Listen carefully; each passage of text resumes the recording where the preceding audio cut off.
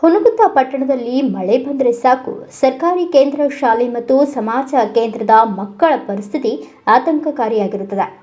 ಪುರಸಭೆ ಕಚೇರಿ ಎದುರಿನಲ್ಲಿಯೇ ಇರುವ ಈ ಶಾಲೆಯ ದುಸ್ಥಿತಿ ಇದೀಗ ಸಾರ್ವಜನಿಕರ ಆಕ್ರೋಶಕ್ಕೆ ಕಾರಣವಾಗಿದೆ. ಮಳೆ ಬಂದ ಕೂಡಲೇ ಶಾಲೆಯ ಮುಖ್ಯ ಗೇಟ್ನ ಮುಂದೆ ತೆರೆದ ಗಟಾರ್ ಮಕ್ಕಳಿಗೆ ಅಪಾಯಕಾರಿಯಾಗಿ ಪರಿಣಮಿಸಿದೆ. ಶಾಲೆಗೆ ಬರುವ ಪುಟ್ಟ ಮಕ್ಕಳು ಈ ಗಟಾರ್ನ ಪಕ್ಕದಲ್ಲಿಯೇ ಓಡಾಡಬೇಕಾದ ಪರಿಸ್ಥಿತಿ ನಿರ್ಮಾಣವಾಗಿದೆ. ಶಾಲೆಯ ಒಳಭಾಗಕ್ಕೂ ಮಳೆ ನೀರು ನುಗ್ಗಿ ಸಂಪೂರ್ಣ ಆವರಣ ಜಲಾವೃತವಾಗಿದೆ. ವಿದ್ಯಾರ್ಥಿಗಳು ತರಗತಿಗಳಿಗೆ ತೆರಳಲು ಸಹ ಪರದಾಡುವಂತಹ ಸ್ಥಿತಿ ಕಂಡುಬರುತ್ತೆ. ಮಳೆ ನೀರಿನಲ್ಲಿ ಜಾರಿ ಬಿದ್ದು ಮಕ್ಕಳು ಗಾಯಗೊಳ್ಳುವ ಭಯ ಶಿಕ್ಷಕರಲ್ಲಿ ಕಾಡುತ್ತಿದೆ. ಪ್ರತಿದಿನ ಮಕ್ಕಳ ಸುರಕ್ಷತೆ ಬಗ್ಗೆ ಕಾಳಜಿ ವಹಿಸಬೇಕಾದ ಪರಿಸ್ಥಿತಿ ಎದುರಾಗಿದೆ. ದಿನಾಲು ಮಕ್ಕಳಿಗೆ ಪ್ರಾರ್ಥನೆ ಮಾಡಲು ಸಹ ಸ್ಥಳವಿಲ್ಲದಂತಾಗಿದೆ. ಈ ಸಮಸ್ಯೆ ಕುರಿತು ಶಾಲೆಯ ಶಿಕ್ಷಕರು ಮತ್ತು ಸಂಬಂಧಪಟ್ಟವರು ಹುನಗುಂದ ಪುರಸಭೆಗೆ ಹಲವು ಬಾರಿ ಮಾಹಿತಿ ನೀಡಿದ್ದಾರೆ ಎನ್ನಲಾಗಿದೆ. ಆದರೆ ಇದುವರೆಗೂ ಯಾವುದೇ ಶಾಶ್ವತ ಪರಿಹಾರ ಕ್ರಮ ಕೈಗೊಳ್ಳದಿರುವುದು ಪ್ರಶ್ನೆಗೆ ಕಾರಣವಾಗಿದೆ. ಇನ್ನು ಆಶ್ಚರ್ಯಕರ ಸಂಗತಿ ಏನೆಂದರೆ, ಇದು ಪಟ್ಟಣದ ಯಾವುದೋ ದೂರದ ಪ್ರದೇಶದಲ್ಲಿರುವ ಶಾಲೆಯಲ್ಲ, ಪುರಸಭೆ ಕಚೇರಿಯ ಎದುರಿನಲ್ಲಿ ಇರುವ ಸರ್ಕಾರಿ ಶಾಲೆ ಎಂಬುದು ಸ್ಥಳೀಯರ ಅಸಮಾಧಾನಕ್ಕೆ ಕಾರಣವಾಗಿದೆ. ಮಕ್ಕಳ ಸುರಕ್ಷತೆ ಮತ್ತು ಶಿಕ್ಷಣದ ವಾತಾವರಣದ ದೃಷ್ಟಿಯಿಂದ ಈ ಸಮಸ್ಯೆಯನ್ನು ತಕ್ಷಣ ಪರಿಹರಿಸುವಂತೆ ಪೋಷಕರು ಹಾಗೂ ಸಾರ್ವಜನಿಕರು ಆಗ್ರಹಿಸಿದ್ದಾರೆ. ಸಂಬಂಧಪಟ್ಟ ಅಧಿಕಾರಿಗಳು ಎಚ್ಚೆತ್ತುಕೊಂಡು ಅಗತ್ಯ ಕ್ರಮ ಕೈಗೊಳ್ಳುತ್ತಾರೆಯೇ ಎಂಬುದನ್ನು ಕಾದು ನೋಡಬೇಕಾಗಿದೆ.